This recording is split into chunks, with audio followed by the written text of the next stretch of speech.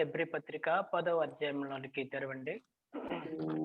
Hebrews chapter 10, verse 19 and 20. 19వ వచనం 20వ వచనం. Hebrews chapter, so please read it down.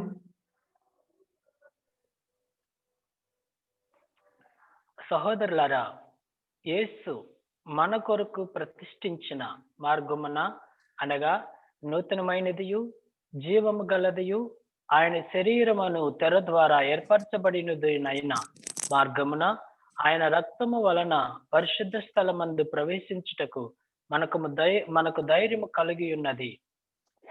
See, I requested brothers, nobody is able to teach you like this.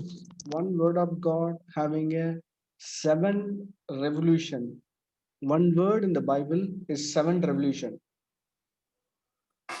ప్రియమైన సహోదరులారా, ఒక విషయాన్ని మీరు అందరూ కూడా గమనించండి. ఎవ్వరు కూడా మనకు తెలియచేయనటువంటి విషయాలు ఇవి. ఏ సేవకుడు కూడా ఒక్క వచనము 7 ప్రత్యక్షలు కలిగినటువంటి ఒక్క వచనం. Before I am telling the revolution means, real meaning means there is a curtain is there, the curtain is closed. When we open the curtain, only able to see the inside. That is called revolution. ప్రత్యక్షత అంటే ఏంటో తెలుసా? ప్రత్యక్షత అనగా ఒక తెర ఉంది అడ్డంగా. అది ఎప్పుడైతే ఆ తెర తీస్తామో అప్పుడే అక్కడ ఏముంది అనేది ప్రత్యక్షపరచబడుతుంది, క్లియర్ గా చూడగలుగుతాం. అదే ప్రత్యక్షత అంటే. If you are the person reading the Bible and you may think like this, yes, I have understand something. I tell you truth today, all the Bible verses are closed. ప్రియమైన సహోదరులారా, మీరు ఒకవేళ నేను బైబిల్ చదువుతున్నాను, నాకు అర్థమవుతుంది అని మీరు అనుకుంటున్నారేమో. నేనేం చెప్తున్నాను తెలుసా? బైబిల్లో ఉన్నటువంటి వచనాలన్నీ కూడా మూతవేయబడ్డాయి. So there is a huge difference between the word of God and the God's word. ఇక్కడ దేవుని వాక్యానికిను దేవుని మాటలకి ఉన్నటువంటి ఒక వ్యత్యాసం చెప్తున్నాను. See, many of the people having the Bible inside the home, inside the hand, even then they are not able to understand this. అందరి కుటుంబాల్లో ఇళ్లలో బైబిల్ ఉన్నవి, వారి చేతుల్లో బైబిల్ ఉన్నవి, కానీ బైబిల్ మాత్రం అర్థం చేసుకోలేరు. Even one thing, the Old Testament people, many of the people having the law, and they know the law's teaching about the Messiah will come and give the revolution about the word of God. అయితే పాత నిబంధనలో చాలా మందికి ధర్మశాస్త్రం ఉంది, ధర్మశాస్త్రం తెలుసు, ఏ మెస్సయ్య వస్తాడు వారిని విడిపిస్తాడు అన్న విషయం తెలుసు, కానీ వాళ్ళకి ఇంకా అర్థం కాలేదు. Even one thing, what the Bible says about the Messiah, that Messiah is walking on the street of Nazareth and Galilee. You know that? అయితే ఆ మెస్సియా గురించి ఏమైతే రాయబడి ఉన్న విషయాలు తెలిసినప్పటికీ ఆయనే ప్రత్యక్షంగా వచ్చి నాజరేతులోను గలిలయ ప్రాంతాల్లో తిరుగుతూ ఉన్నప్పుడు కూడా వీళ్ళు నమ్మలేదు. చూసారా? So imagine like this, in the synagogue in Nazareth, there is a synagogue. And every Saturday they have a meeting. Every Saturday they were discussing about the coming of Messiah. One thing, who is sitting on the last bench of the synagogue, whom they are discussing, is sitting the backside the bench. మీరు ఈ విధంగా ఊహించకండి, అనుకోనండి. ఆ యొక్క నాసరేతులో సినగాగు అనేటువంటి సమాజ మందిరం ఉంది. ఆ సమాజ మందిరంలోనికి అందరూ కూర్చుని కానీ ఆ మెస్సయ్య వెనకాల బెంచ్ లో కూర్చున్నాడు, కానీ ఈ విషయం వాళ్ళకి తెలియట్లేదు. See the condition of I tell you, brother, even if you have a written Bible, that is a word of God, that means written Bible in your hand, but you may have the experience of not having the God's word. అయితే మీ చేతిలో రాయబడినటువంటి ముద్రించబడినటువంటి దేవుని వాక్యం ఉన్నప్పటికీ కూడా దేవుని దగ్గర నుంచి మాటను మీరు రిసీవ్ చేసుకోలేరు. See, we need to understand the difference between, even when we see in the Old Testament pages, there will be a famine will come for the God's word. అయితే పాత నిబంధనలో మనం గమనిస్తా ఉన్నాం, దేవుని వాక్యం అనే కరువు రాబోతుంది, కరువు రాబోతుంది అని కూడా రాయబడి ఉంది. See, Kamal, you take the word and tell me that it is written in some Haggai Micah 8, something. brother. Huh? Micah 8. Micah 8. Yeah, please take that 12 word. verses. Micah 12 8. Yeah, Micah 8. మీకా గ్రంథము 8వ అధ్యాయంలో చూడండి. Yeah, please read it down. చదవండి ఆ వచనం. Brother, 12వ వచనం. Yeah. Which 12వ one? వచనం. Yeah, which one? Micah? మీకా 8, 12. 8 లేదు కా? Hey, ఎనిమిది లేదుయా, Micah లేదు. 8 లేదు. Sorry, bro. Yeah, I think it is in the Haggai. Haggai is written. Anybody find? Please tell me. It is written. The last days. In the last days, there was a famine is come for the God's word. అయితే మీరు ఎవరికైనా దొరికితే ఆ వచనాన్ని చెప్పండి. అంత్య దినములలో దేవుని వాక్యం కరువు అయిపోతుంది, కరువు వస్తుంది అని చెప్పి కూడా రాయబడి ఉంది. So Brother, Amos. Yeah, Amos number 8, brother. Yeah, Amos 8. Please take Amos 8. Please read it. అందరూ ఆమోస్ గ్రంథము 8వ అధ్యాయము 12వ వచనం. 12వ వచనం. Yeah. So இதோ நான் தேசத்தின் பஞ்சத்தை அனுப்பும் காலம் வரும். ஆகார குறைவினால் உண்டாகிய பஞ்சம் அல்ல, ஜலக்குறைவினால் உண்டாகிய தாகம் அல்ல, கர்த்தருடைய வசனம் கேட்க கிடைக்காத பஞ்சத்தை அனுப்பும் என்று கர்த்தராகிய ஆண்டவர் சொல்லுவார். మనకు 11వ వచనంలో ఉంది. ఆమోస్ గ్రంథం 8వ అధ్యాయం 11వ వచనం. రాబోవు దినముల యందు దేశంలో నేను క్షామము కరువు పుట్టింతును, అది అన్నపానములు లేకపోవట కరువు కాక యెహోవా మాటను వినకపోవుట వలన కలుగు క్షామము అంటే కరువుగా ఉండునని చెప్పిన ఇదే యెహోవాకు. See, here is written next. அப்பொழுது கர்த்தருடைய வசனத்தை தேட ஒரு சமுத்திரம் தொடங்கி மறு சமுத்திரம் மட்டும் வட திசை தொடங்கி கீழ் திசை மட்டும் அலைந்து திரிந்தும் அதை கண்டடையாமல் போவார்கள். చూడండి 12వ వచనం కూడా, కాబట్టి జనులు యెహోవా మాటకు వెదుకుటకై ఈ సముద్రం నుండి ఆ సముద్రం వరకు ఉత్తర దిక్కు నుండి తూర్పు దిక్కు వరకు సంచరించుచుదురు గాని అది వారికి దొరకదు. You understand, brothers and sisters? Word of God, there will see a famine will come. God's word will not, God's message will not be there. It is written. Even we may have a lakhs of printed Bible. Even then, God is telling, we are not having a God's message. కర్తరుడి వసనం. అయితే ప్రియమైన సహోదరులారా, దేవుడు చెప్తా ఉన్నాడు, దేవుని యొక్క మాట అనే కరువు అనేది వస్తుంది అని దేవుడు చెప్తున్నాడు. మనకి లక్షల కొలది బైబిల్, ప్రింటెడ్ బైబిల్ ఉన్నప్పటికి కూడా దేవుని యొక్క మాట కరువు అయ్యేటువంటి దినాల్లో ఉన్నాం.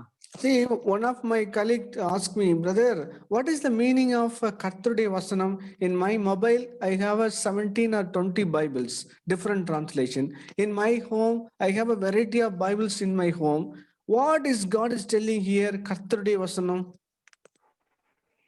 ఒక సహోదరుడు వచ్చి నా దగ్గరకు వచ్చి అడిగాడు, బ్రదర్ యెహోవా వాక్కు దేవుని వచనం అంటే ఏంటి అని అడిగితే, నా దగ్గర చాలా బైబిల్ మొబైల్లో 70 దగ్గర ట్రాన్స్లేషన్ ఉన్నాయి, చాలా బైబిల్ ఉన్నవి. Here is written, நான் தேசத்தில் பஞ்சத்தை அனுப்பும் நாட்கள் வரும், அது ஆகார குறைவு கிடையாது, ஜலக்குறை. கர்த்தருடைய வசனம், there was a famine. They don't have a God's word. They are not able to see the word. Even the written word is there, they will not be able to see it. అయితే రాబో దినములలో నేనే ఆ కరువును పుట్టిస్తాను. అయితే దేవుని మాట అసలు చాలా కరువు అయిపోద్ది. బైబిల్లో అనేకమైన మన చేతిలో ఉన్నప్పుడు కూడా దేవుని మాట దొరకటం కష్టమైపోతుంది. In Telugu, దేవుని మాట, right? Yes, brother. Yeah, here the words 12 is written. అప్పుడు அவர்கள் கர்த்தருடைய வசனத்தை தேட ஒரு சமுத்திரம் தொடங்கி மறு సముద్రం. That means they travel like anything. అయితే జనులందరూ కూడా దేవుని మాటను వెతుకుటానికి సముద్రం నుంచి ఇంకో సముద్రానికి ప్రయాణాలు చేస్తారు కానీ ఆ మాట దొరకదు. Then they may have go to the vada దిశై தொடங்கி, they will not reach the 10th దిశై. They are going that the eastern side. It is written కిల దిశై. It is written. తూర్పు నుండి పడమరకు వెళ్లకుండా తూర్పు నుండి ఉత్తరానికి తిరుగుతున్నా కూడా దేవుని మాట దొరకదు. That means they start from the vada దిశై, they have to reach the 10th దిశై, right? Then ఈ they యొక్క reach Jantisai and then going to the click, they are going to the Merk, they are around, they are seeking, but they are not able to find the God's word.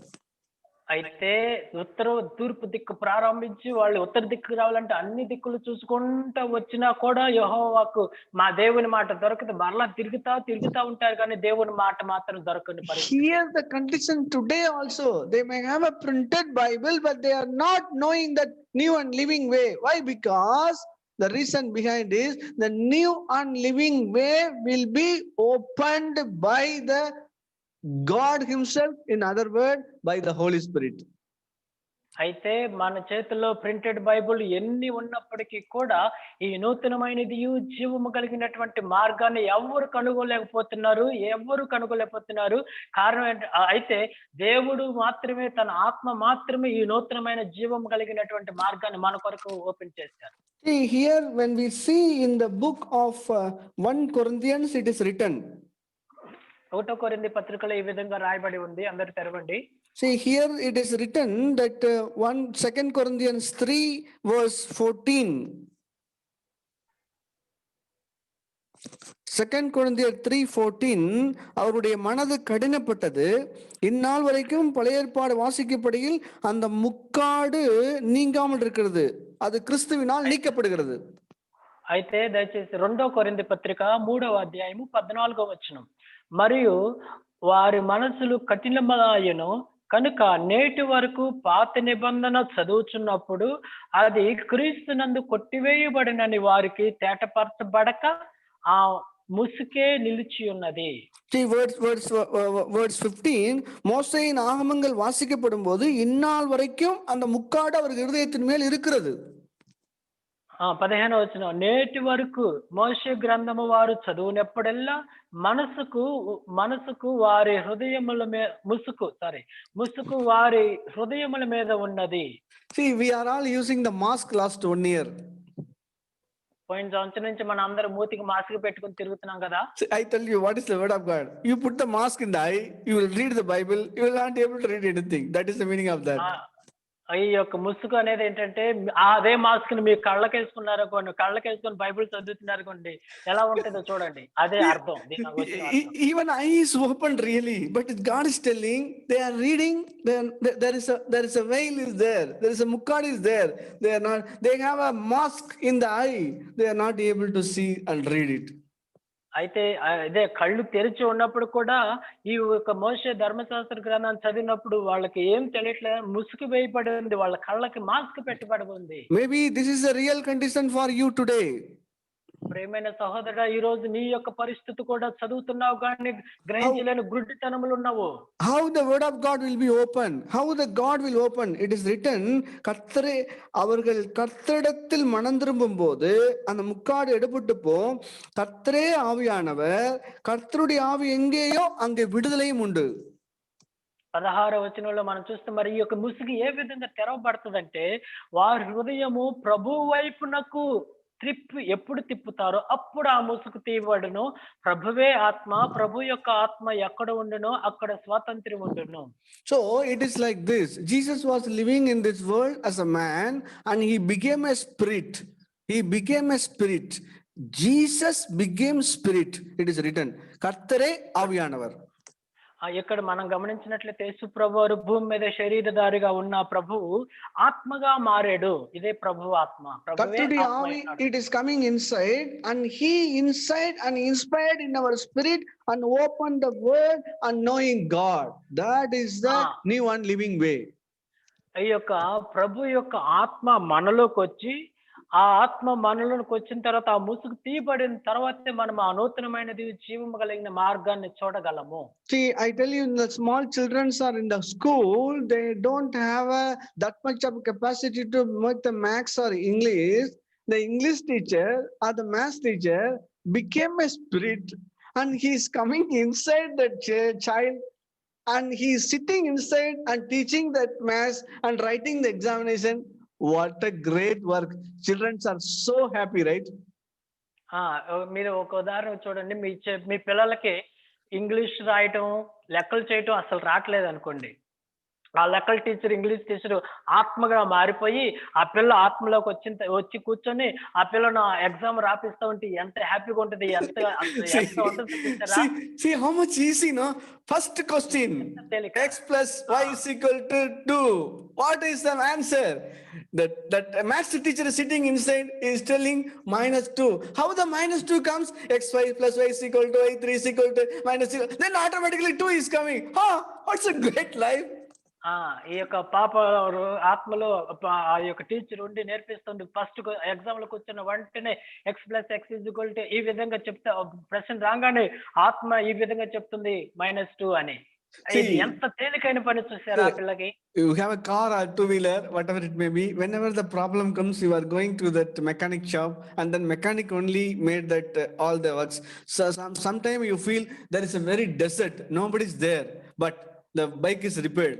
I tell you one thing, the mechanic became a spirit and coming inside your heart, and he is sitting inside, he is telling, take the black and then remove the black and make it this wire and left wire and right wire and raise that accelerator. Now he started, the bike is started. What a great thing. The mechanic became a spirit and coming inside, immediately problem solved. మీకు bike గానీ car గానీ ఉండి repair అయింది అనుకోండి, మీరేం చేస్తారు? Mechanic దగ్గర తీసుకెళ్లి బాగు చేపించుకుంటారు. మీరే గానీ అరణ్య ప్రాంతంలో అడవి ప్రాంతంలోకి వెళ్ళారు అనుకోండి, అక్కడ రిపేర్ అయింది అనుకోండి, ఇక్కడ మెకానిక్ ఎవరు లేరు, ఇప్పుడు ఏం చేయాలని అదే మెకానిక్ ఆత్మ ఈ మనలోకి వచ్చి ఆ యొక్క లోనకి వచ్చి బోధిస్తుంది. ఈ ప్లగ్ తీ, దీన్ని సరిచేయి, అది చేయి, ఇది చేయి చెప్తా ఉంటే ఎలా ఉంటుంది చూడండి. Dear brother, it is exactly கர்த்தரே ஆவியானவர். 3:15 கர்த்தரே ஆவியானவர். கர்த்தருடைய ஆவி எங்கே உண்டோ அங்கே விடுதலையும் உண்டு. 3:17. కాబట్టి ఆ యొక్క బండి రిపేర్ అయ్యటం చూస్తాం. మనం చూస్తే ప్రభువే ఆత్మ ఉన్నాడు. ప్రభు యొక్క ఆత్మ ఎక్కడ ఉండునో అక్కడ స్వాతంత్ర్యం ఉండును. The new and living way, I will write it down inside the heart. I will sit, நானே இதை சொன்னேன், நானே அதை செய்வேன். ఈ యొక్క నూతనమైనది జీవము కలిగినటువంటి మార్గంలో నేనే నా ధర్మ విధులను మీ హృదయంలో రాస్తాను, నేనే మీ మనసులో ఉండి నేనే ఆ మాటను నెరవేరుస్తానని ప్రభు చెప్తాను. Love your wife as you Jesus loved the church. నానే ఇది சொன்னேன்.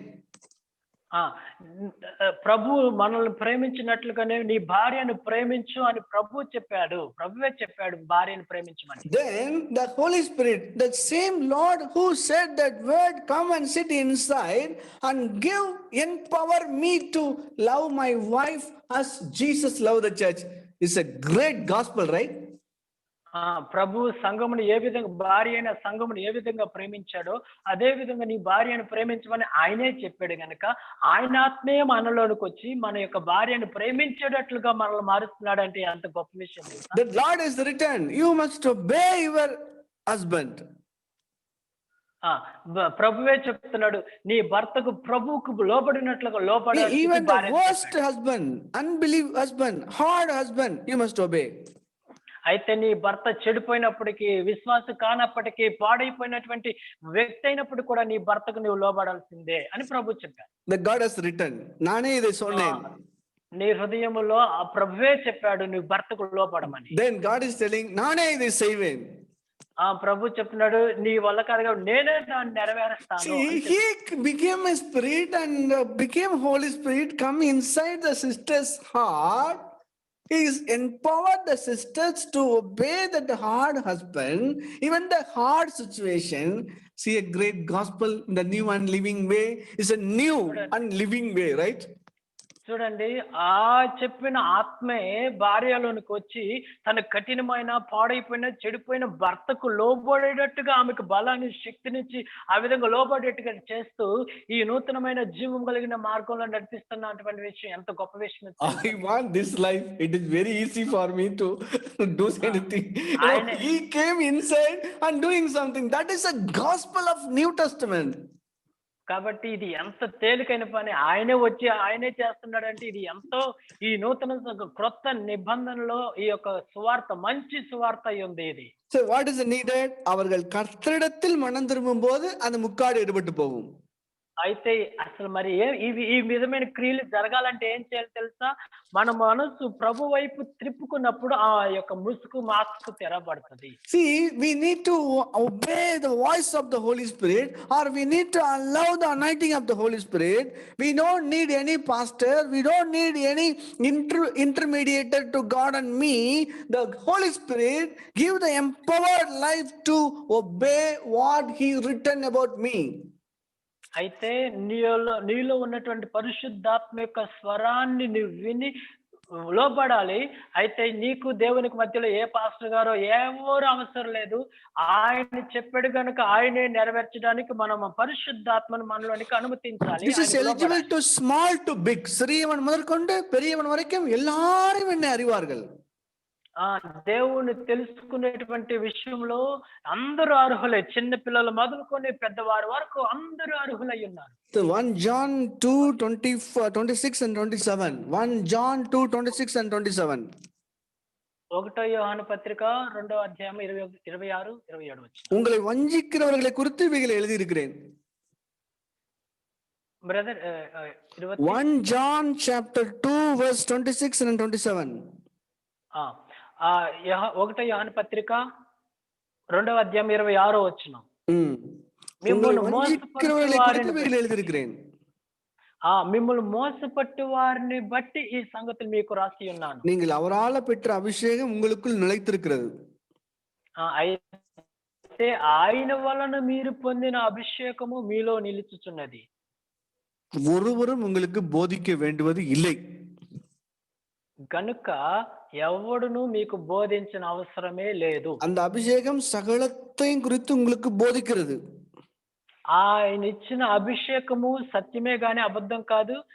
అది అన్నిటిని గురించి మీకు బోధించు. அது சத்தியமா இருக்கிறது, பொய்யல்ல. அது உங்களுக்கு போதித்தபடியே அவளை நிலைத்திருப்பீர்களாக.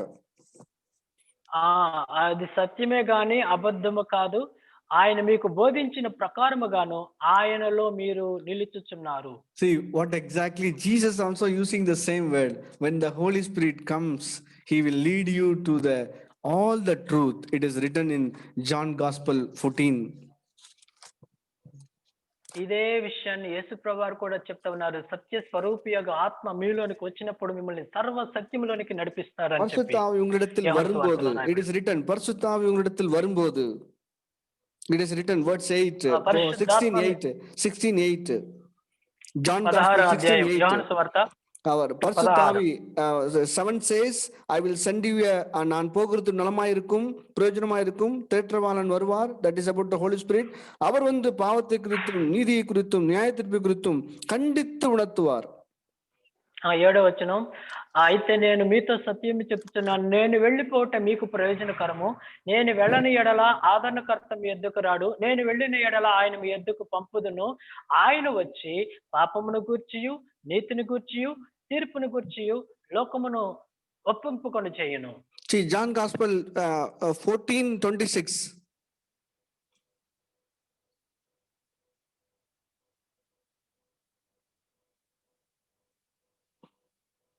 John Gospel 14:26.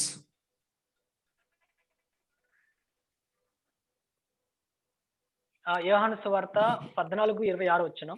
It is written, என் நாமத்தினாலே பிதா அனுப்ப போகிற பரிசுத்த ஆவியை தேற்றவாளனே எல்லாவற்றையும் குறித்து உங்களுக்கு போதித்து நான் உங்களுக்கு சொன்ன எல்லாவற்றையும் உங்களுக்கு நினைப்பூட்டுவார். 26 వచనం. ఆదరణకర్త అనగా తండ్రి నా నామమున పంపబోవు పరిశుద్ధాత్మ సమస్తమును మీకు బోధించి నేను మీతో చెప్పిన సంగతులన్నిటిని మీకు జ్ఞాపకము చేయును. See the Holy Spirit, one place Jesus is telling like this, I will go and come back. The disciples are totally shaking in the heart. What is the meaning of he's telling he's going and he come back? What is the meaning of that? అయితే యేసు ప్రభువారు ఒక సందర్భంలో నేను వెళ్ళిపోతున్నాను, మరలా కొంచెం కాలం తర్వాత మీ దగ్గరకు వస్తాను అనగానే వీళ్ళకి ఏంటి మళ్ళీ వెళ్ళిపోతాను అంటున్నాడు, మళ్ళీ వస్తాను అంటున్నాడు, ఏంటి అని అర్థం కాని పరిస్థితులు ఉన్నారు. They are asking, you are going and coming. You know one thing, Jesus died and became a spirit and he come and sit inside and doing the godly life. We need to understand this is a new and living way. ఇదేంటి దీనికి అర్థం ఏంటో తెలుసా? యేసుప్రభు వారు చనిపోయి పునరుద్ధానుడై ఆయన ఆత్మగా మారి మరలా మీ మధ్యలోనికి వచ్చి మీలోకి వచ్చి నివాసం చేస్తానన్నాడు. ఈ మాటకు అర్థం. See, dear brothers and sisters, this is the even that the Galatians chapter 1, no, that Paul is telling his witness. ప్రియమైన సహోదరులారా, ఈ విషయాల్ని పౌలు గారు కూడా సాక్ష్యంగా తెలియజేస్తా ఉన్నారు గలతీ పత్రికలో. Here is written that Galatians chapter 1 verse 15 and 16. గలతీ పత్రిక 1వ అధ్యాయము 15, 16 వచనాలు ఈ విధంగా రాయబడి ఉంది. Here is written, நான் தாயின் வயிற்றிருந்தது முதல் என்னை பிரித்தெடுத்து தம்முடைய கிருபையினால் அழைத்த தேவன் நம்முடைய குமாரனை புறஜாதிகளிடத்தில் சுவிசேஷமாய் அறிவிக்கும் பொருட்டாக அவரை எனக்குள் வெளிப்படுத்த பிரியமாயிருந்த போது, that means through the Holy Spirit he got the revelation. అయితే 15వ వచనం, ఆయనను తల్లి గర్భమందు పడినది మొదలుకొని నన్ను ప్రత్యేకపరిచి తన కుమారుని తన కృపచేత నన్ను పిలిచిన దేవుడు నేను అన్యజనులలో తన కుమారుని ప్రకటింపవాలని ఆయనను నాయందు బయలుపరచ అనుగ్రహించినప్పుడు, అంటే పరిశుద్ధాత్మను పంపించారు అన్నాడు. Why it is called new and living way? ఎందుకని ఇది మనం పిలువబడింది నూతనమైనది జీవము గలది అని ఎందుకని పిలువబడుతుందో Why? తెలుసా? Because it's totally new. Why? Because he come and sit inside and making a godly life and build up together as a church. Exactly is a life. It's a living life. The living spirit. The spirit is totally living. పూర్తిగా ఇది క్రొత్తది. అదేంటి క్రొత్తది అంటే తాన ఆత్మలో ఆనుకొచ్చి మనలో నివసించి తన సంఘముగా కట్టి తాను చెప్పినవన్నీ నెరవేర్చి అది జీవింప చేసేటువంటి జీవం కలిగిన సంఘంగా మనల్ని మార్చడానికి తానే చేస్తున్నాడు. So who is able to live this life? Who is having the promise? The promise, who are all have this promise is only for the special people. అయితే ఈ యొక్క వాగ్దానాలు ఈ విధంగా జీవించగలిగినటువంటి ఈ వారు ఎవరి కోసం, ఒక ప్రత్యేకించబడిన వారి కోసం అనుకుంటున్నారా? Here is written Acts chapter 2:38 and 39. అపొస్తలుల కార్యములు 2వ అధ్యాయము. பேதுரு அவர்களை நோக்கி, நீங்கள் மனம் திரும்பி ஒவ்வொருவரும் பாவம் மன்னிக்கின்ற இயேசு கிறிஸ்து நாமத்தினால் ஞானஸ்நானம் பெற்றுக் கொள்ளுங்கள், அப்பொழுது பரிசுத்த ஆவியின் வரத்தை பெறுவீர்கள். Acts chapter 2:38. 37 వచనం. 2వ అధ్యాయం 37 వచనం. సహోదరులారా, మేమేమి చేద్దామని పేతురుని అడగగా, అపొస్తలులను అడగగా పేతురు, మీరు మారు మనసు పొంది పాపక్షమాపణ నిమిత్తము ప్రతివాడును యేసుక్రీస్తు నామమున బాప్తిసం పొందుడి, అప్పుడు మీరు పరిశుద్ధాత్మను వరము పొందుదురు. Why? Because the verse 39 வாக்குத்தத்தமானது உங்களுக்கும் உங்கள் பிள்ளைகளுக்கும் நம்முடைய கர்த்தர் வரவழைக்கும் தூரத்துள்ள யாவருக்கும் உண்டாயிருக்கிறது. హల్లెలూయా. హల్లెలూయా. ఇది ఎవరికో తెలుసా? ఈ వాగ్దానము మీకును మీ పిల్లలకును దూరస్తులందరికీ, అనగా ప్రభువైన మన దేవుడు తన యొద్దకు పిలిచిన వారందరికీ చెందుతుంది ఈ యొక్క వాగ్దానం. Dear children, your name is written here. ప్రియమైన పిల్లలారా, మీ పేరు కూడా ఇక్కడ రాయబడింది పిల్లలందరికీ. See, here is written the promise of anointing of the Holy Spirit through the Spirit only, the new and living way possible. Why? Because Jesus became a spirit. That is a promise. All people, உங்களுக்கும் உங்கள் பிள்ளைகளுக்கும் தேவனாகிய கர்த்தர் வரவழைக்கும் தூரத்துள்ள யாவருக்கும். హల్లెలూయా.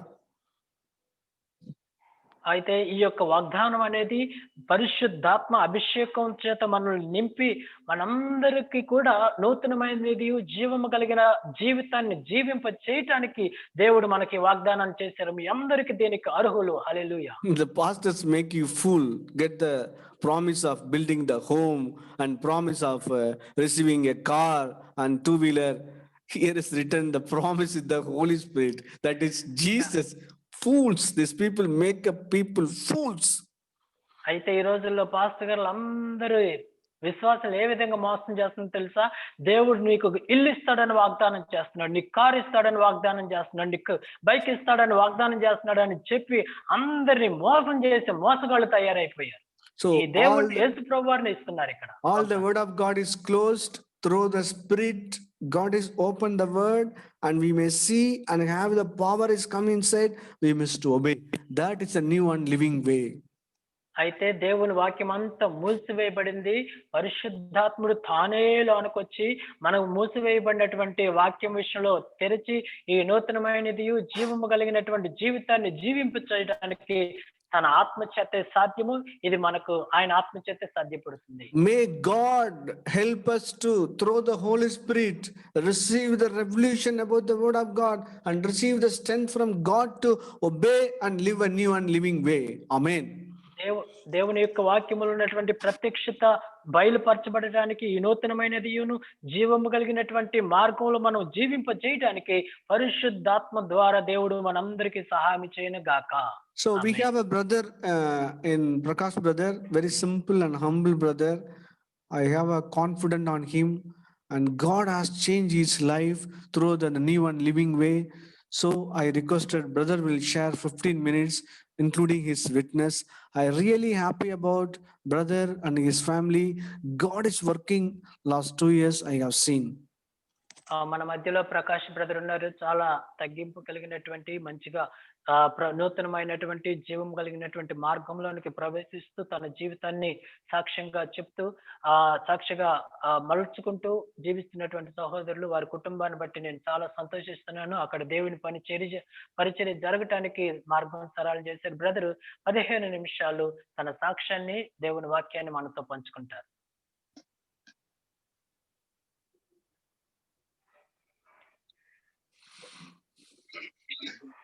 దేవుని నామానికి స్తోత్రం. మీ అందరికీ నా వందనాలు. నేను ఈ సహవాసంలోకి వచ్చి బ్రదర్ వాళ్ళతో పరిచయం ఏర్పడి 3-4 సంవత్సరాలు అయింది. అయితే అంతకుముందు ప్రశాంత్ బ్రదర్ వాళ్ళ ఫాదరు మాకు బాగా తెలుసు. తర్వాత ప్రశాంత్ బ్రదర్ అయితే పెద్దగా తెలియదు కానీ మా వైఫ్ ద్వారా వచ్చారనమాట. అయితే నా వరకు వచ్చి ఏంటంటే, నా విషయం నేను ఇప్పుడు బైబిల్‌లో రిఫరెన్స్‌లు తీసి వాక్యం చెప్పేంత గొప్పవాడిని కాదు. అంత నేను ఇంకా ఎదగలేదు.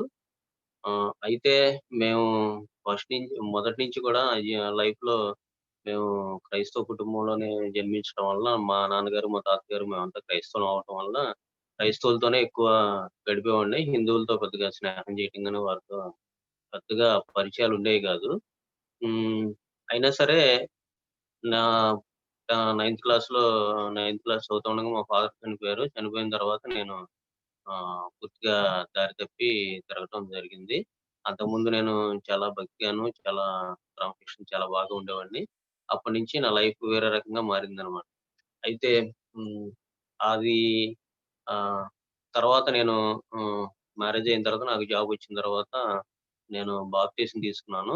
బాప్టిజం తీసుకున్న తర్వాత చాలా సంవత్సరాలు నేను బాగా పర్ఫెక్ట్ గా ఉన్నానని అనుకునేవాడిని. సంఘంలో గాని ఏదైనా పని చేసినా గాని ఏదన్నా అందరూ నన్ను గుర్తించాలి, ఘనత కోసం చేసేవాడిని. అలాగే అందరూ కూడా నన్ను ఒక ప్రత్యేకంగా చూసేవాళ్ళు. చూస్తే దాన్ని బట్టి నేను సంతోషించేవాడిని. అయితే దేవునిలో పెద్దగా నేను ఎదగలేకపోయాను. అంటే నాకు తెలుసు కొంతవరకు ఏంటంటే సేవకులు రకరకాల సేవకుల మాటలు, రకరకాల పరిస్థితులు వినటం జరిగింది. రకరకాల బోధనలు వినటం, అనేక మంది బోధనలు వినటం ద్వారా నాలో కొంత తర్వాత రాను రాను అపనమ్మకం కూడా ఏర్పడింది. ఇదంతా ఎందుకంటే ఒకే వాక్యాన్ని అనేక మంది అనేక రకాలుగా చెప్పడం. ఈ రోజు ఇక్కడ చెప్పబడినట్లుగా నిజమైన వాక్యము, నిజంగా మనకి జీవితానికి పనికొచ్చే వాక్యము ఇక్కడ పర్టిక్యులర్‌గా ఆంధ్రాలో చెప్పడం చాలా తక్కువ విన్నాను. మొదట్లో 1-2 సార్లు ప్రశాంత్ బ్రదరు మా ఇంటికొచ్చారు. గాబ్రియల్ బ్రదర్ వచ్చారు. అయితే నాకైతే ఇష్టమేమి ఉండేది కాదు. ఎవరొచ్చినా, ఏ సేవకుడొచ్చినా మేము ఏమీ వ్యతిరేకించడం గాని అలాంటి హృదయం కాదు. కాకపోతే ఏంటంటే, నేను ఎవరిని పెద్దగా విశ్వసించేవాడిని కాదు. నేను ఎంతసేపు ఏమనుకునేవాడినంటే, బైబిల్ చదివి దాంట్లో వాక్య ప్రకారం జీవించాలి గాని, ఈ సేవకులు రకరకాల ఒకళ్ళు ఒక రకంగా చెప్తారు, ఒకళ్ళు ఒక రకంగా చెప్తున్నారు. మనం బైబిల్ ప్రకారం జీవించాలని అనుకునేవాడిని. ప్రశాంత్ బ్రదరు, గాబ్రియల్ బ్రదరు వీళ్ళొచ్చినప్పుడు 2-3 సార్లు వాక్యం చెప్పడం విన్నాను. కొంచెం డిఫరెంట్‌గా అనిపించింది. అయినా నేను పెద్దగా పట్టించుకునేవాడిని కాదు. నేను యాక్సెప్ట్ చేయట్లేదని కాదు. అంగీకరించలేదని కాదు గానీ, అంగీకరించినా నేను పెద్దగా ఎందుకంటే మా మిసెస్ వాళ్ళ అమ్మగారు ఉన్నప్పుడు వాళ్ళు ఏ సేవకుడొచ్చినా బాగా ఆదరించేవాళ్ళు. వాళ్ళ నమ్మకం అన్నమాట. కొత్త కొత్త వాక్యాలు వినేవాళ్ళు. కొంతకాలానికి అయి ఫెయిల్ అవుతా ఉండేది. వాళ్ళు మంచోళ్ళు కాదనో, లేకపోతే ఇంక వేరే రకంగా తెలియటం వల్ల చాలా జరిగినాయన్నమాట అలాంటి విషయాలు. అందుకని నేను గూడా పెద్దగా ఈ విషయం గురించి పెద్దగా స్ట్రెస్ పట్టించుకునేవాడిని గాదు. తర్వాత సుధాకర్ బ్రదర్ వచ్చారు. సుధాకర్ బ్రదర్ వచ్చి ఒకసారి వాక్యం చెప్పారు. నాకు చాలా బాగుందని అనిపిచ్చింది. తర్వాత గురువారం హ్మ్. తర్వాత మేము ఒకసారి పెద్దపాడు వెళ్ళటం జరిగింది. మొదటి నుంచి నా స్వభావం ఏంటంటే నేను పెద్దగా ఎవరితోనూ పెద్దగా కలవటం అంటే నా కొలీగ్స్, టీచర్స్‌తోనూ వాళ్ళతోనూ కలుస్తాను. పెద్దగా ఎక్కువగా హ్మ్. అందరితోనూ ఆహ్, బాగా ఎవరింటికైనా వెళ్ళటం గాని, బాగా క్లోజ్‌గా మూవ్ అవ్వటం అలాంటివి చేసేవాడిని కాదు. బయట వరకే నా వ్యవహారాలు గాని, బయట వరకే నా విషయాలుండేయి. టీచర్స్‌తో కూడా లీడర్‌షిప్ లాగా అన్ని వ్యవహారాలన్నీ తిరుగుతా ఉండేవాడిని గానీ, ఎవరి ఇంటికి వెళ్ళేవాడిని గాదు. ఎవరు మా ఇంటికి కూడా పెద్దగా వచ్చేవాళ్ళు గాదు. తర్వాత బ్రదరు హ్మ్. ప్రశాంత్ బ్రదర్ అప్పుడప్పుడు కాల్ చేసి మాట్లాడుతూ ఉండేవారు. బ్రదరు ఆహ్, ఎలా ఉన్నారు? ఏంటి? వాక్యం వింటున్నారా? వాక్యము మీకు మొన్న విన్నారు గదా! ఎలా అనిపించింది మీకు? మీ వైఫ్‌లో ఏమైనా మార్పు కనిపించిందా? లేతే ఇంకేదైనా అలానే అనిపించేవాళ్ళు అని అడిగేవారు. అడిగితే నేను మామూలుగా మాట్లాడేవాడిని, చెప్పేవాడిని. తర్వాత నేను ఒకసారి కేరళ వెళ్ళటం జరిగింది. వసుధర్ బ్రదర్ నేను, ప్రశాంత్ బ్రదర్ నేను కలిసి 2 రోజులు ఉన్నాం అక్కడ. 2 రోజులు ఉన్న తర్వాత నేనొచ్చేసాను. తర్వాత సుధాకర్ బ్రదర్ కొంచెం బాగా పరిచయం అయిన తర్వాత ఇక్కడ కాన్ఫరెన్స్ పెట్టినప్పుడు నేను పాలు పంచుకోవడం మొదలుపెట్టాను. అయితే ఆ పరిస్థితిలోనే నేను అంతకుముందున్న భక్తి జీవితం నుంచి వెనక్కి పడిపోవడం జరిగింది. వెనకబడిపోవడం జరిగింది. వెనక్కి వచ్చాను. వెనక్కి వచ్చి నాలో అవిశ్వాసం ఇవన్నీ ఏర్పడిపోయినియి. ఇతర అనారోగ్య సమస్యలు అయి రావటం వల్ల ఇక నేను పూర్తిగా కొంతవరకి దేవుడంటే భయము ఉండేది. భక్తి ఉండేది గానీ, భయము తగ్గింది. ఏం చేసినా దేవుడు క్షమిస్తాడులే. ఆహ్, మనం దేవుని బిడ్డలం గదా! అసలు దేవుడిని ఎరగని వాళ్ళు ఇష్టం వచ్చినట్టుగా ప్రవర్తిస్తారు. మనం ఏదైనా తప్పు చేస్తే దేవుడు క్షమించడం ఏంటి అనే ఒక రకమైన మనస్తత్వంలో ఉండి కొన్ని తప్పులు చేశాను. అయితే తర్వాత బ్రదరు హ్మ్. వాక్యాలు వినటం వల్ల గాని బ్రదరు చ చెప్పడం మొదలుపెట్టారు. తర్వాత ఈ సంవత్సరం 2020 సంవత్సరంలో పూర్తిగా ఏంటంటే, ఈ కరోనా వచ్చిన తర్వాత ఎక్కువగా మనం ప్రతి మంగళవారం, గురువారము, ఆహ్, శనివారం, ఆదివారం ఈ ఆహ్, హ్మ్. బ్రదర్‌తో జూమ్ కాన్ఫరెన్స్‌లో మనం ఎక్కువగా వాక్యాలు వినటం వల్ల చాలా విషయాలు తెలుసుకున్నాను నేను. ఆహ్, చాలా విషయాలు తెలుసుకున్నాను. ఎందుకంటే బ్రదరు ఎప్పుడన్నా ఏదన్నా మనం హ్మ్. మనం అనుకుంటాము. మనం చాలా పర్ఫెక్ట్‌గా జీవిస్తున్నాము. మనమంతా చాలా మంచివాళ్ళము. మనం వారంలో 4 రోజులు ప్రార్థనలో కూర్చుంటున్నాము. వాక్యం వింటున్నాము. ఆహ్, ఇంకా మనకేమి ప్రాబ్లమ్ ఏమి లేదు. మనం అన్ని విషయాల్లోనూ అబ్బో! ఇంకా 4 సార్లు వాక్యం వింటే ఏముంది వారంలో. మనం చాలా భక్తిపరులం అనుకునేవాడిని నేను గూడా. అనుకుంటాం కానీ అది నిజమైన భక్తి కాదని తర్వాత తెలుసుకున్నాను. మనం ఎన్ని సార్లు వాక్యాలు విన్నాము, ఎంతమంది సేవకుల దగ్గర విన్నాము, ఎన్ని మీటింగుల్లో పాల్గొన్నాం అనేది ముఖ్యం కాదు గానీ, ఎలా జీవించామనేదే ముఖ్యం. ఎంత తగ్గించుకొని జీవించామనేదే ముఖ్యం. ఓసారి బ్రదరు నాకు బాగా గుర్తుంది. కమల్ బ్రదరుని ప్రేయర్ చేయమంటే ఆయన నవ్వేసరికి ఆ బ్రదర్ ఆ రోజు చాలా బాధపడతా, గద్దిస్తా మాట్లాడారు. దేవుడంటే బైబిల్‌లో వాక్యాలు రిఫరెన్స్ చూపిస్తా దేవుడంటే మనకి ఏ భయం లేకుండా ఉన్నాము. ఎంత ఎంత హ్మ్. వణుకుతాను, ఎంత భయంతోనూ దేవుని సన్నిధిలో ఉండాలన్న విషయం గురించి చెప్పారు. నిజంగా దేవుడు అలాంటి విషయాలు చాలా మాట్లాడారు. అదే విధంగా తర్వాత 1, 2 సందర్భాల్లో హ్మ్. కొంత మనసులో భయం కలిగినప్పుడు, అప్పుడు కూడా బ్రదరు వాక్యం చెప్తా, దేవుడు మన తండ్రి. ఆయన ఉన్నాడని మీరు నమ్మితే, ఆయన మీ తండ్రి అని నమ్మితే మీరు ఎవరికీ భయపడరు, దేనికి భయపడరు అని చెప్పారు. అంతకుముందు చాలా ఆందోళనగా ఉండేది కొన్ని విషయాల్లో. అయినా సరే అయన్నీ గూడా చాలా వరకి నాకు అలాంటి వాటిల నుంచి విడుదల కలిగింది. హ్మ్. అదే కాకుండా బ్రదర్ ఎప్పుడు చెప్తారు మీకు మీకు దేవునితో హ్మ్. డైరెక్ట్‌గా సంబంధం ఉండాలి. మధ్యలో వాళ్ళ వాళ్ళ ద్వారా కాదు. దేవుడు మీ తండ్రి అయి ఉన్నాడు. మీరు దేవుని యొక్క పిల్లలై ఉన్నారు కాబట్టి దేవుడు మీరేదడిగినా మీకు చేస్తాడు అని జెప్పి చెప్పడం వలన నిజంగా అలాంటి వర్డ్స్ విన్నప్పుడు చాలా ఆదరణ కలుగుతది. ఇక్కడ ఇక్కడ నేను ఆహ్, ఎక్కువగా సేవకులు ఇక్కడ రకరకాలైన బోధలు వినటం వలన నాకు అయన్నీ నిజం కాదనిపిచ్చేది. ఎందుకని అనిపిచ్చేదంటే ఆహ్, దేవుడిని గనపరచడం కంటే ఎక్కువగా వాళ్ళని వాళ్ళు గనపరుచుకునే పరిస్థితులు చాలా చూశాను నేను. అది డబ్బుల గురించి ఎక్కువగా మాట్లాడటం, దేవుడిని గనపరచకుండా వీళ్ళే ప్రవక్తలు నేనేది చెప్తే అది జరుగుతది అన్నట్లుగా కానీ నేనిక్కడ ఈ ఈ సహవాసంలో గాని ఎప్పుడు అలాంటి మాటలు వినలేదు. చాలా తగ్గింపు స్వభావంతో అందరిని చూసాను నేను. ఈ సహవాసంలో ఉన్న వాళ్ళందరూ నేనే చివరికి వచ్చాను. నాకంటే ముందు నుంచి ఉన్నవాళ్ళు కమల బ్రదర్ గాని, సురేష్ బ్రదర్ గాని, ఇంకా జెర్మియా బ్రదరు, ఇంకా ఆహ్, ఓల్డ్ కిరణ్ బ్రదరు, ఆహ్, ప్రశాంత్ బ్రదరు ఇలాంటి వాళ్ళని చూసినప్పుడు నాకు ఆశ్చర్యం కలిగేది. నాకు దేవుడు ప్రభుత్వ ఉద్యోగం ఇచ్చాడు, మంచి జీతం ఇచ్చాడు, మంచి జీవితం ఇచ్చాడు. వాళ్ళు చాలా పగలంతా కష్టపడి పని చేస్తా గూడా దేవుని పరిచర్యలో పాలుపంచుకుంటున్నారు. కానీ నేను ఏమి చేయలేకపోతున్నాను. ఆహ్, ఏదో ఒక వంక పెట్టి తప్పించుకుందాం అనే ఆలోచనలు గూడా ఉండేవి అప్పుడప్పుడు. అలాంటి పరిస్థితుల్లో జీవిస్తున్నాం అంటే మనం దేవుని యెడల అసలు భయభక్తి లేకుండా జీవిస్తున్నామని మెల్లమెల్లగా ఒక్కొక్కటి సరి చేసుకుంటానికి నా వంతుగా నేను ప్రయత్నిస్తున్నాను. దానికి బ్రదర్ గాని, మిగతా వారు గాని అందించే సహకారం గురించి దేవునికి కృతజ్ఞతాస్తుతులు చెల్లించుకుంటున్నాను. ఈ పరిచర్యలో నేను నేర్చుకున్నదేంటంటే, తగ్గింపు జీవితం ఉండాలి అని. ఎందుకంటే వీళ్ళని చూసినప్పుడు నాకు చాలా బ్రదర్స్‌ని చూసినప్పుడు నాకు చాలా ఆశ్చర్యం వేస్తది.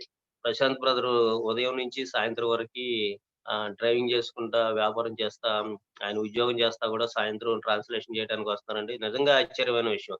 అదే నేనైతే ఏదైనా స్కూల్‌లో పనుందంటే, నేను బ్రదర్ నాకు స్కూల్‌లో పనుంది నేను చేయలేను లేతే నేను పాలు పంచుకోలేనని చెప్పేవాడిని. తప్పనిసరిగా అదే విధంగా నేనైతే అలా ప్రవర్తించేవాడిని. కానీ ప్రశాంత్ బ్రదర్‌ని చూస్తే నాకు ఆశ్చర్యం వేసింది. అదే విధంగా కమల బ్రదరు, సురేష్ బ్రదరు చాలా హార్డ్ వర్క్ చేస్తా కూడా చాలా, చాలా తగ్గించుకొని దేవుని యందు చాలా భయభక్తులు కలిగి ఉంటున్నారు.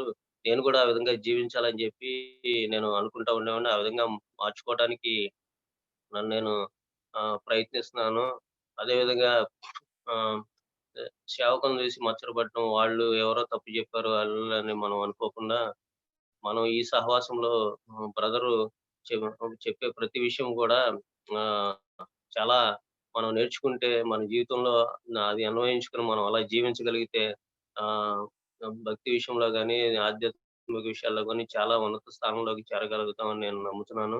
అదే విధంగా ఏంటంటే మా కుటుంబంలో చిన్న చిన్న విషయాలు ఉండేవి. ఎందుకంటే నేను దారి తప్పడం వల్ల అవన్నీ కూడా సరైనయి.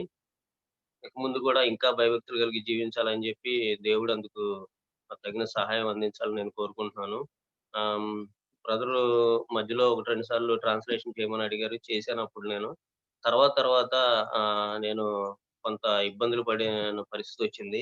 ఆహ్, అలా ఏంటంటే కొన్ని శోధనలు గూడా అప్పుడప్పుడు నేనేదైనా చేయాలనుకున్నప్పుడు ఎక్కువగా దేవునిలో ఉంటున్నప్పుడు వెంటనే నాకు ఏదో ఒక రకంగా ఆటంకాలు ఏర్పడటం, లేపోతే వేరే రకంగా ఇబ్బందులు కలగటం అనేది జరుగుతుంది.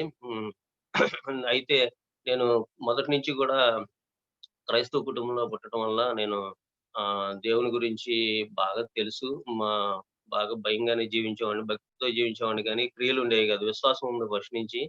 క్రియలు మాత్రం ఉండేవి గాదు. చాలా సంవత్సరాలయితే నేను చర్చికి వెళ్ళడం గూడా మానేశాను. తర్వాత హ్మ్. నేను చేసేదంతా నేను కరెక్టే అని అనుకునేవాడిని కానీ, ఆహ్, ఈ సహవాసంలోకొచ్చిన తర్వాత నేను విన్న వాక్యాలను బట్టి మన జీవితం ఏ విధంగా ఉంటే దేవునితో ఏ విధంగా నడిస్తే మనం దేవునితో ఏ విధంగా మనం ఉంటే దేవునితో నడవగలుగుతాము. మన జీవితాన్ని ఏ విధంగా మార్చుకోవాలి అనే విషయాలు కొంతవరకు తెలుసుకోవడం జరిగింది. ఇంకా అనేకమైన విషయాలు, నూతనమైన విషయాలు తెలుసుకుంటూ ఆహ్, ముందుకెళ్ళాలని అనుకుంటున్నాను. అదే విధంగా హ్మ్, మనం మన జీవితంలో ప్రతి ఒక్కరం గూడా తగ్గించుకొని జీవించినప్పుడు మాత్రమే ఈ క్రీస్తు యొక్క బిడ్డలం అనిపించుకోగలుగుతాము. ఈ సహవాసంలోనే హ్మ్, ఆహ్, కొనసాగే వారందరూ నాకు చాలా మంచిగా చూస్తే చాలా ఆశ్చర్యం అనిపించేది అందరిని. ఎందుకంటే అన్ని సౌకర్యాలు ఉండి, అన్నీ ఉన్నప్పుడు గూడా మనం చేయలేని పనులు చాలా భక్తితోను, భయంతోను, చాలా శ్రద్ధాశక్తులతోను చేసే విధానాన్ని చూస్తే మనకి చాలా హ్మ్. నాకు చాలా గర్వంగా అనిపిచ్చేది. వీళ్ళంతా నిజంగా మన సహోదరులు, దేవుని యొక్క వీరితో కలిసి నడవాలి. అదే విధంగా బ్రదరు కోఆర్డినేషన్ చేసే విధానం గాని, ఆయన అందరిని ప్రతి విషయంలో వెంటనే గద్దిస్తారు. వెంటనే సరి చేస్తారు. అది దేవుని ద్వారా ఆయనకి కలిగిన ప్రేరేపణ. దేవుడు వెంటనే ఆయన ద్వారా మనల్ని గద్దిస్తున్నాడు. మనం ప్రతి ఒక్క విషయము ఏ విషయంలో గూడా బ్రదర్ ఇలా అన్నారని అనుకోకుండా మనం ప్రతి ఒక్కటి సరి చేసుకుంటే ఇంకా మనం ముందుకు వెళ్ళగలుగుతాము. అనేక సహవాసాల్లో ఎప్పుడు చెప్పడమే గాని, వాళ్ళు చెప్తా ఉంటారు. మనం వింటా ఉంటాము. బయటికి రాంగానే ఆ విన్నది మర్చిపోతాము. ఇక మన జీవితం మనదేలాగా ఇంతకాలం గడిచింది. కానీ బ్రదర్ అలా గాదు. ప్రతి ఒక్కరిని షేర్ చేయమని అడుగుతారు. షేర్ చేయమంటే దాని అర్థం ఏంటంటే, మనం ఎంతవరకు లోన గ్రహించుకున్నాము హృదయంలో. అది షేర్ చేసినప్పుడు మనం ఒక మాట ఇతరులకు చెప్తున్నామంటే, మనం చేయకుండా చెప్పలేం కాబట్టి, అది మనం చేయటానికి తప్పనిసరిగా ప్రయత్నిస్తాము. అందులో ఏ విధమైన అనుమానం లేదు. ఎందుకంటే, మనం చేయకోకుండా ఇతరులకి మనం రోజు మనం రోజు తప్పులు చేస్తూ లేకపోతే రోజు తాగుతా వేరే తాగుబోతుని చూసి నువ్వు తాగటం మానేసేయి అని చెప్తే ఎంత హాస్యాస్పదంగా ఉంటదో, మన మనసులో ఎంత గిల్టీ ఫీలింగ్ ఉంటదో, ఆ విధంగా మనం చేయనిది ఇతరులకి చెప్పలేం కాబట్టి, మనం షేర్ చేస్తున్నామంటే తప్పనిసరిగా ఆ విధంగా జీవించడానికి ప్రయత్నిస్తాము. జీవించాలి. ఈ విధంగా ఈ సహవాసం తోడ్పడుతున్నందుకు ఇంకా అనేక విషయాలు నేను నేను చాలా ఇప్పటికి కూడా చాలా మార్చుకోవాల్సిన విషయాలు చాలా ఉన్నాయి. ఎందుకంటే నన్నెవరన్నా ఏదైనా అంటే నేను అస్సలు సహించలేను. ఇప్పటికి కూడా స్కూల్ గాని, ఆఫీస్ గాని ఎక్కడైనా సరే అలాంటి కొన్ని లక్షణాలు కొన్ని ఇంకా తగ్గించుకోవాల్సిన విషయాలు చాలా ఉన్నాయి. వాటన్నిటిని మార్చుకోవడానికి దేవుడు సహాయం చేస్తాడని నమ్ముతూ ఆహ్, ఈ అవకాశం ఇచ్చిన బ్రదర్స్ అందరికీ కృతజ్ఞతలు తెలియజేసుకుంటూ దేవునికి స్తోత్రాలు చెల్లించుకుంటూ సెలవు తీసుకుంటున్నాను. Thank you. హ్మ్. మరి ఈరోజు మా దేవుడు నాకు తెలియజేసింది. దేవుడు నాకిచ్చిన ప్రేరేపణ బట్టి నేను చెప్పేది. అయితే నాకు మొదట బైబిలు అసలు అర్థమయ్యేది గాదు. చదువుతాక చదివేదాన్ని గానీ, ఆహ్, అసలేం అర్థమయ్యేది గాదు. ఏదో పేరుకి చదువుకుంటూ ఎళ్ళిపోయేదాన్ని. అయితే ఒక్కోసారి అర్థం కాక అనుకునేదాన్ని మోషే గురించి నిర్గమాకాండంలో ఉంటది. మళ్ళీ హెబ్రీలో ఉంటది. ఎందుకు అక్కడ ఇక్కడ ఎందుకుంటది? మోషే చరిత్ర ఉన్నప్పుడు అంతా ఒకే చోట లైన్‌గా రాయొచ్చు కదా! అక్కడ ఇక్కడ ఎందుకు రాస్తున్నారు? నాకలా అర్థమయ్యేది కాదు అసలు బైబిల్. ఎలా చదవాలో ఏంటని. మరి మొదటగా దేవుడు చేసిన మేలు, దేవుడి సహవాసం వచ్చిన తర్వాత నాకు బైబిల్ అసలు అర్థమయ్యేటట్టు ఎందుకు అక్కడ ఎలా రాయబడిందో దేవుడు నాకు తెలియజేశాడు. అందుని బట్టి దేవునికి స్తుతులు చెల్లిస్తున్నాను. అయితే బైబిల్ మొత్తంలో అసలు దేవుడు ఏం చెప్తున్నాడు? అసలు ఏ ఉద్దేశం చెప్తున్నాడు? మనకి ఏం తెలియజేస్తున్నాడనేది కూడా నాకైతే తెలీదు. అర్థమయ్యేది కాదు.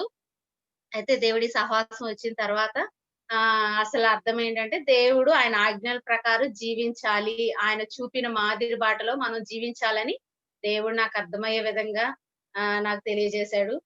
అయితే అది జీవించాలంటే కష్టము. మనమైతే జీవించలేం కానీ, మరి బ్రదర్ ఇందాక చూపించారు వాక్యంలో యెహెజ్కేలు గ్రంథంలో చూపించారు. మనమైతే జీవించలేం గానీ, దేవుడే మనలో ఉండి జీవించడానికి సహాయం చేస్తాడని దేవుడు తెలియజేశాడు. దేవుడు ఈ విధంగా తెలియజేసినందుకు మరి అలాగే ఆ విధంగా జీవించడానికి కూడా దేవుడే సహాయం చేస్తానన్నాడు. కాబట్టి ఆ శక్తి కలిగి ప్రభా నేను జీవించాలనుకుంటున్నాను. నీవు నాకు సహాయం చేయండి. దేవుడు తన ఆత్మను మనలో ఉంచి అలా జీవించడానికి దేవుడు సహాయం చేస్తానని ఇచ్చిన గొప్ప వాగ్దానాన్ని బట్టి దేవునికి నేను కృతజ్ఞతాస్తుతులు చెల్లిస్తున్నాను. Thank you.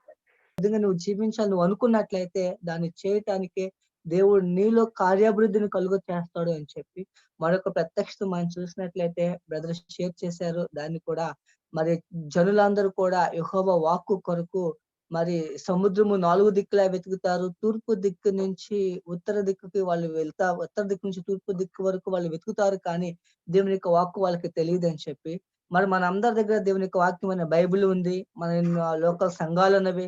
అక్కడ వాళ్ళు బోధిస్తున్నారు, ఇక్కడ బోధిస్తున్నారు. ఏంటి బ్రదర్ మరి మీరు ఇలా చెప్పేసి మీరు అనుకోవచ్చు. ఆ వాక్యంలో ఉన్నటువంటి విషయం ఏంటో తెలుసా? బ్రదర్ షేర్ చేశారు. అదేంటయ్యా అంటే రాయబడిన వాక్యము వేరు, దేవుని నోటి నుంచి వచ్చే మాట వేరు. రాయబడిన వాక్యాన్ని ఎవరైనా చదవచ్చు. నాస్తికుడు చదివినా గానీ ఆయన తెలుసుకుంటాడు. కానీ దేవుని నుంచి నోటి నుంచి వచ్చే మాట నీకు హృదయంలోనికి రావాలంటే నీకు అది ప్రత్యక్షత కలగాలి. అదే బ్రదర్ షేర్ చేశారు. ప్రత్యక్షత అంటే ముసుగు తీయుట అని అర్థము. కాబట్టి దేవుని మనము చూడకుండాన్నట్లుగా మన మనోనేత్రాలు గుడ్డితనంతో ఉన్నవి. కాబట్టి దేవుని ముందు ఆ పరచబడినటువంటి ఆ యొక్క దేవుని యొక్క వాక్యములో ఆ గుడ్డని మనం చూస్తాము ముసుగుని. ఎప్పుడైతే దేవుని వైపు మనం తిరుగుతామో ఆ ముసుగు తీసివేయబడుతున్నప్పుడు దేవుని యొక్క వాక్యంలో క్రీస్తుని చూస్తాం. కాబట్టి ఈ రోజు మనం బైబిల్ చదివినప్పుడు ఆ రాయబడిన వాక్యంలో మనం క్రీస్తుని చూడలేకపోతున్నాము అంటే ముసుకు మన హృదయం మీద ఉంది కాబట్టి మనం చూడలేకపోతున్నాము. ఇంకొక మాటలో చెప్పాలనుకుంటే దేవుని యొక్క వాక్యంలో మరొక ప్రత్యక్ష కూడా ఏ విధంగా కూడా ఉంది. అదేంటో మీకు తెలుసా? రాయబడిన వాక్యాన్ని మన పాత నిబంధన ఎప్పుడు చదివినా కానీ నేరారోపణలోనికి వెళ్తాము, నిరాశలోనికి వెళ్తాము, ఆసక్తి లేకుండా ఉంటుంది, ఎంతో అసౌకర్యంగా ఉంటుంది. కాబట్టి మన జీవితాన్ని బట్టి విసిగి వేసారిపోయాల్సి సొలసిపోయినట్లుగా ఉంటుంది.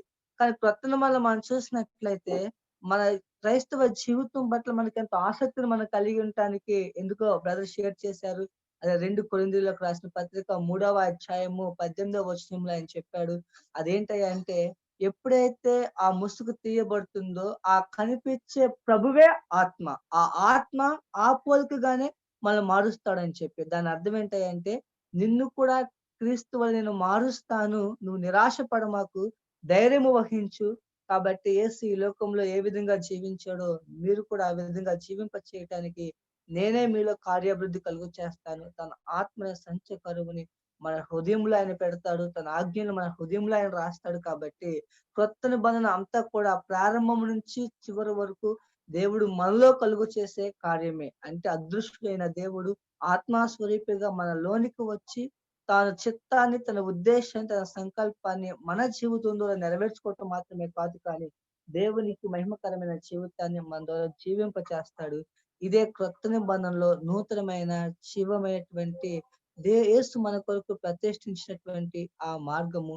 ఏ మరణమే లేదు, ఏ దుఃఖమే లేదు, ఎటువంటి చికాకు లేదు, ఎటువంటి అలసట లేదు, ఎటువంటి భారభరితమైన జీవితం కూడా కాదు మనం లాక్కెళ్ళకపోవటానికి.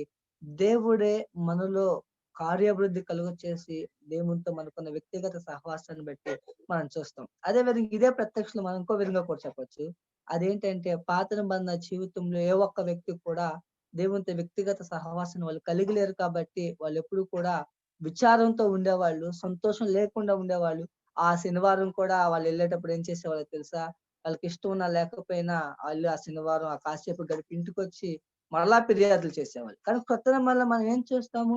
దేవుడు తన వాక్యం ఇచ్చిన ప్రత్యక్షను బట్టి అదే యేసు ప్రభు ఆ కల్వరిశిలువలో సిలువ వేయబడేటప్పుడు కూడా బ్రదర్ అదే ఆ యొక్క రక్తం కూడా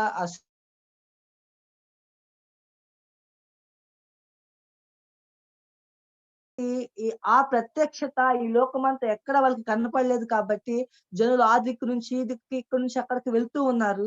కాబట్టి అదే ప్రత్యక్షతను మనము కలిగి ఉన్నట్లయితే ఖచ్చితంగా మనము దేవుని విషయంలో ఆ నూతనమైన జీవమైన మార్గంలో ఉన్నామని దానికి ఒక గుర్తు.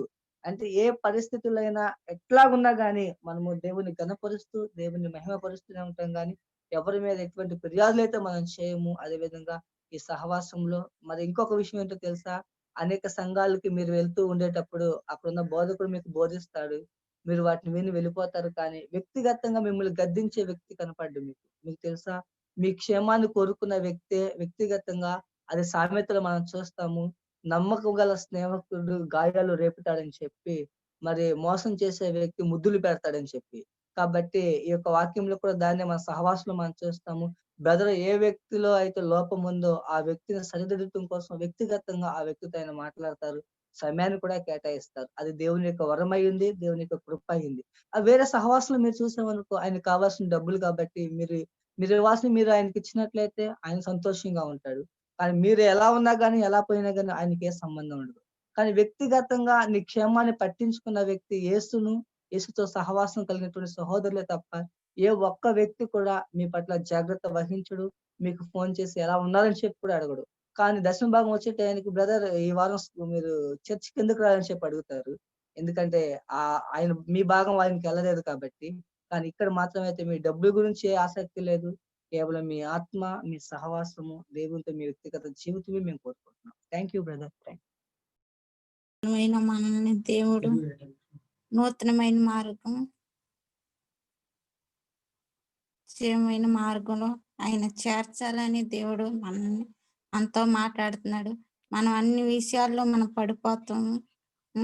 ఎన్నో అబద్ధాలు, ఎన్నో తప్పుడు బోధలు, తప్పుడు మార్గంలో నడుస్తున్న వాళ్ళమైనప్పటికీ దేవుడు ఆయన నీతి మార్గంలో ఆయనతో మన సావాసం చేయాలని దేవుడు మనతో మాట్లాడాడు. నన్ను దేవుడు ఎంతగానో ప్రేమించి దేవుడు నన్ను ఎంతగానో రక్షించాడు. లేకపోతే నేను ఏ పాపంలో పడిపోయేదాన్ని, ఏ నిందుల్లో అవమానాల్లో పడిపోయిన దాన్నైనా నన్ను దేవుడు పేరు పెట్టి పిలిచి దేవుడు నన్ను రక్షించుకున్నాడు. నా కుటుంబాన్ని ఎంతగానో ఆయన కట్టాడు. నేను ఎలా ఉన్నానంటే దేవుడు కృపే. ఆయన నన్ను ప్రేమిస్తున్నాడు, అడుగడుగు నాతో ఉన్నాడు. నేను ఈ మార్గంలో నేను ఎలా జీవించాలంటే, దేవుడు నువ్వు దున్నబడాలి, నలగబడాలి, ఈ నలిగిన రోజు నేను ఆలోచించేనని దేవుడు ఎంతగానో సూటిగా స్పష్టంగా నాతో మాట్లాడాడు. దేవుడే ఈ కృప నాకు ఇచ్చినందుకు దేవుడికి నేను మహిమపడుతున్నాను. అదే విధంగా దేవుడు మా గ్రామాన్ని ఇంకా అనేక మందిని రక్షించాలని నా ఉద్దేశం.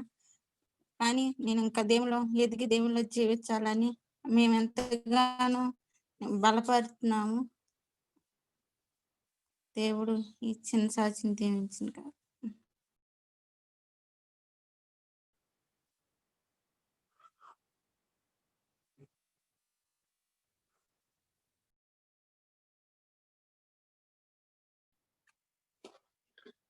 ఇలాంటి సత్యమైన మాటల్ని మనకి తండ్రి ద్వారా బ్రదర్ తెలియజేసినందుకు దేవుని కృతజ్ఞతాస్తుతులు చెల్లించుకుంటున్నాను. మనం ఎటువంటి స్థితిలో ఉన్నామో తెలుసుకోవాలని తండ్రి మనకు తెలియజేస్తున్నాడు. మనం ఈ సమాజంలో ఎలా జీవిస్తున్నామో, మన కుటుంబంలో ఎలా జీవిస్తున్నామో, ఎటువంటి కఠిన హృదయంతో మాట్లాడుతున్నామో, మన హృదయంలో ఎటువంటి మలినాన్ని పెట్టుకొని జీవిస్తున్నామో మనం మొదటగా తెలుసుకోవాలని ప్రభువారు మనకు తెలియజేస్తున్నారు. అటువంటి కఠినమైన హృదయాన్ని నేను మార్చగలనని యేసుక్రీస్తు ప్రభువారు మనకు తెలియజేస్తున్నారు. అది యెహెజ్కేలు 36:36లో తెలియజేసినట్టుగా, యెహోవానైన నేను పాడైపోయిన స్థలమును కట్టువాడునని, పాడైపోయిన స్థలములో చెట్లను నాటువాడునని మీ చుట్టూ అన్ని జనాలు తెలుసుకొందురు. నేను మాట ఇచ్చాను, నేను నెరవేరుస్తాను అని తెలియజేస్తున్నాడు. ఇంకో విధంగా మనం ఏ విధంగా చెప్పాలంటే, బాగా భయంకరమైన పాపంలో ఉన్న వ్యక్తి నేను ఇక దేవుడి దగ్గర వెళ్ళడానికి కూడా అర్హత లేని వాడిని, నా వల్ల అయితే దేవునికి ఉపయోగం లేదు, నేను చనిపోవటమే మెరుగు, నేను ఈ స్థితిలో ఉన్నాను, నన్ను ఎవరు స్వీకరిస్తారు అనే విధంగా నిందారోపణలోకి వెళ్ళిపోయిన వ్యక్తులు చాలా మంది ఉంటారు. ఆయన ఏం చెప్తున్నాడంటే, కఠినమైన హృదయాన్ని మాంసపు హృదయంగా ఆయన తయారు చేయగలడు.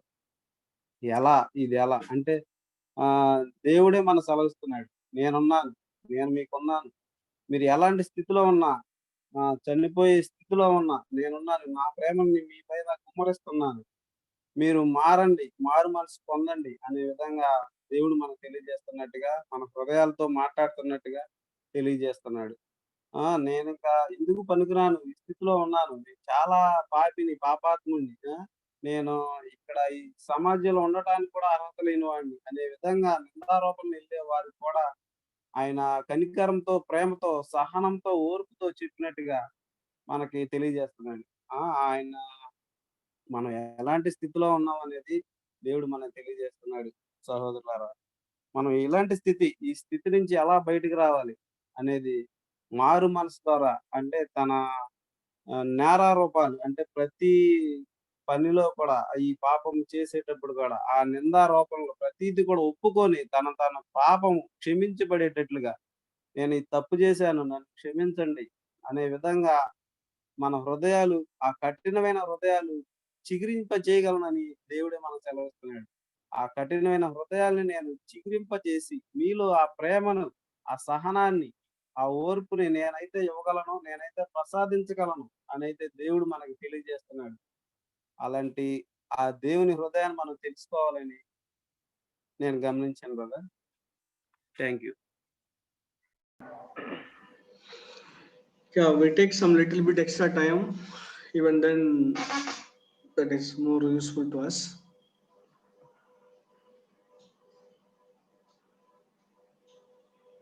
ఈ రోజున కొంచెం ఎక్కువ సమయాన్ని తీసుకున్నాము, అయినప్పటికీ కూడా దేవుని మాటలు విన్నాం. So I want to give small bit of advice to the brothers. I want to give some small bit of advice to brothers. సహోదరులకి ఒక చిన్న అడ్వైస్ ఇవ్వాలనుకుంటున్నాను. See, in Matthew chapter 5, we have seen one wonderful advice of Jesus. యేసు ప్రభు వారు ఒక advice, చాలా చక్కటి advice ఇచ్చారు మత్తయి సువార్త 5వ అధ్యాయంలో. See, here is written Matthew chapter 6. There is we know the Lord's prayer, the last word. మత్తయి సువార్త 6వ అధ్యాయము 6వ వచనములో లాస్ట్ ప్రార్థన లాస్ట్ వచనంలో. See, Matthew chapter 6 verse 13. 6వ అధ్యాయము 13వ వచనం. Here is written, எங்களை சோதனைக்கு உட்படுத்தாமல் தீமையின்றி ரட்சித்துக் கொள்ளும், ராஜ்யமும் வல்லமையும் மகிமையும் என்றென்றைக்கும் உம்முடையவைகளே. అయితే ఇక్కడ మన తెలుగులో మమ్మల్ని శోధనలోనికి తేక దుష్టుడి నుండి మమ్మల్ని తప్పించము, రాజ్యము శక్తియు మహిమ నిరంతరము నీవయ్యున్నవి అని ఉన్నది. So many of you brothers, you will say like this, we are நாங்கள் சோதனைக்கு உட்படாமல் தீமை நின்று நாங்கள் ரட்சிக்கப்பட்டோம். You may say like this. మన సహోదరులందరూ మమ్మల్ని శోధనలోనికి తేక దేవుడే మమ్మల్ని తప్పించాడు అని చెప్తా ఉంటారు. You know one thing, who has done all the things is done by God himself. So we need to have a heart full of ராஜ்யம், வல்லமை, மகிமை என்றென்றைக்கும் தேவனுடையவைகள். కాబట్టి ఇవన్నీ చేసింది దేవుడే, కాబట్టి ఆయనకే స్తుతి మహిమ రాజ్యము అన్ని ఆయనకే నిరంతరం చెల్లును గాక అని చెప్పాలి. So I request brothers, coming days, don't use any one of the brother name when you are sharing the word. Okay, ఈ రోజు నుంచి చెప్తున్నాను, మీరు ఎప్పుడు షేర్ చేసినా కూడా ఎవరి పేరు, ఏ సహోదరుడి పేరు కూడా ఉపయోగించవద్దని మీకు రిక్వెస్ట్ చేస్తున్నా. Particularly use my name, I really hate that. నా పేరుని ప్రాముఖ్యంగా మీరు అందరూ ఉపయోగిస్తున్నారు, నేను దాన్ని ద్వేషిస్తున్నాను. See, one day D.L. Moody is preaching a wonderful sermon and he came down from the stage. Somebody says, what a wonderful message Moody, D.L. Moody. DL Modi గారు గొప్ప సువార్తికుడు, ఆయన గొప్ప ప్రసంగం చేసి స్టేజ్ దిగి వచ్చేటప్పటికి కొంతమంది చాలా బాగా ప్రసంగం చేసేవాళ్ళని మెచ్చుకున్నారు. Everybody praising Moody, D.L. Moody. అయితే అక్కడ వాళ్ళందరూ కూడా చాలా బాగా ప్రసంగం చేసే బ్రదర్ అని చెప్పి డిఎల్ మోడీ గారిని పొగడటం ప్రారంభించారు. So Moody is going inside the room and he fell down in the floor and he told Lord, I don't want anything like this. I want totally different.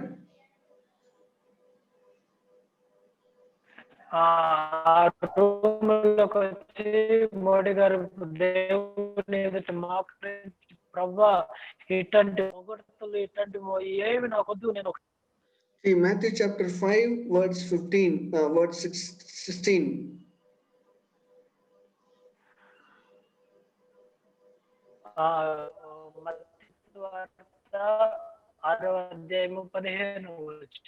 மனுஷர் உங்கள் நற்கிரிகளை கண்டு பரலோகத்திலிருக்கிற உங்கள் பிதாவை மகிமைப்படுத்தும்படி உங்கள் வெளிச்சம் அவர்கள் முன் பிரகாசிக்க கடவுது.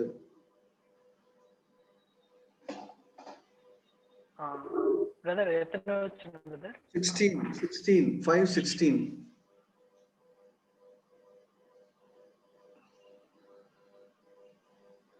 Matthew chapter 5:16. 5:16. మీ శరీరాన్ని చూచి పరలోకముందన్న మీ తండ్రిని మహిమపరచునట్లు వారి ఎదుట మీ వెలుగుని ప్రకాశింపనీయుడి. D.L. Moody is praying like this. Lord, I want to hear a total different witness. Somebody hearing my message and they have to tell like this, how much God is so grateful to me. We glorifying God. I want the same witness. He cried to God. I also feel the same thing. I done a great mistake. DL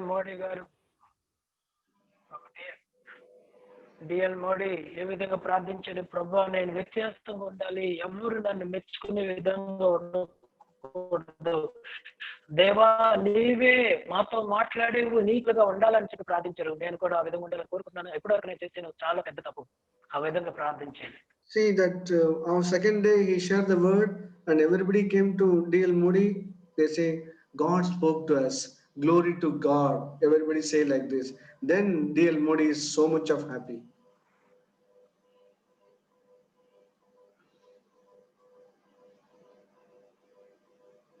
రెండో రోజు కూడా దేవుడు ఈ రోజు మాతో మాట్లాడారు, దేవుడికి మహిమ అని చెప్పి దేవుని మహిమపరచడం చూసినప్పుడు మోడీ గారు చాలా సంతోషపడ్డారు. Dear brothers, whoever any brother you refer a name, they are all your chapels. Don't glorify chapels. God sent somebody, that's all. God is most important person among us. దయచేసి సహోదరులారా, సహోదరులారా, సహోదరుల పేరు మీరు మాత్రం దయచేసి ఉపయోగించొద్దు. వాళ్ళు ఎలాంటి వాళ్ళు అంటే మీరు వేసుకునే చెప్పులు లాంటి వాళ్ళు. కాబట్టి చెప్పులను మాత్రం మీరు గణపరచొద్దు, దేవుణ్ణి మాత్రమే గణపరచాలని కోరుతున్నాం. So you are important people.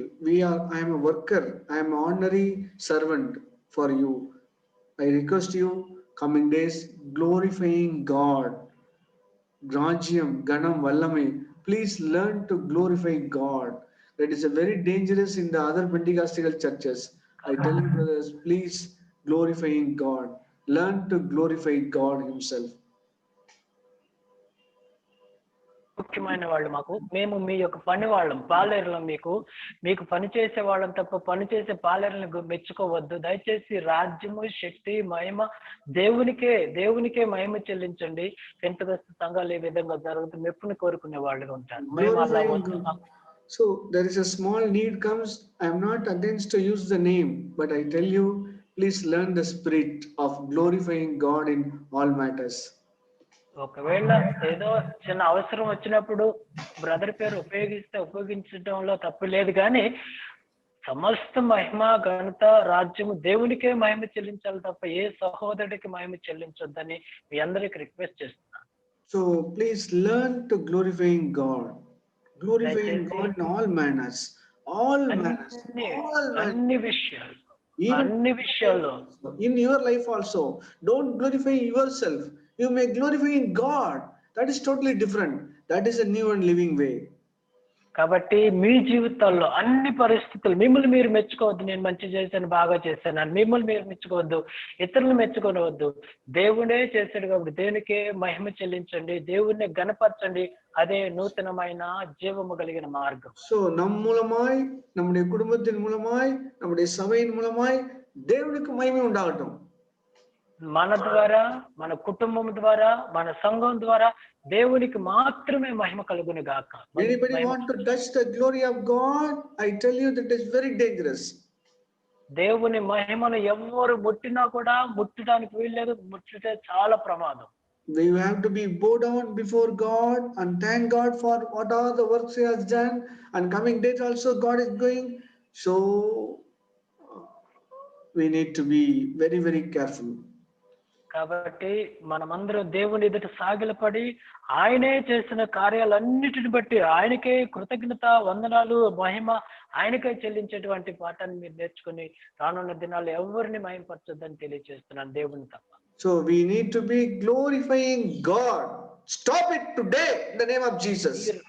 యేసయ్య నామములు మీ అందరికి చెప్తున్నాను, ఈ రోజు నుంచి ఏ సహోదరులు మెచ్చుకోవడానికి వీల్లేదు, దేవునిని మాత్రమే మెచ్చుకోవాలని మీ అందరికి తెలియజేస్తున్నాను.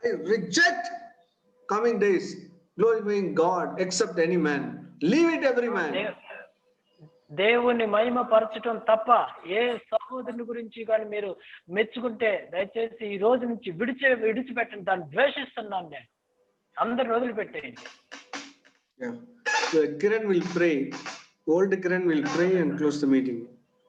తాడేపల్లి కిరణ్ బ్రదర్ ప్రార్థన చేసి ముగిస్తారు మీటింగ్ అని.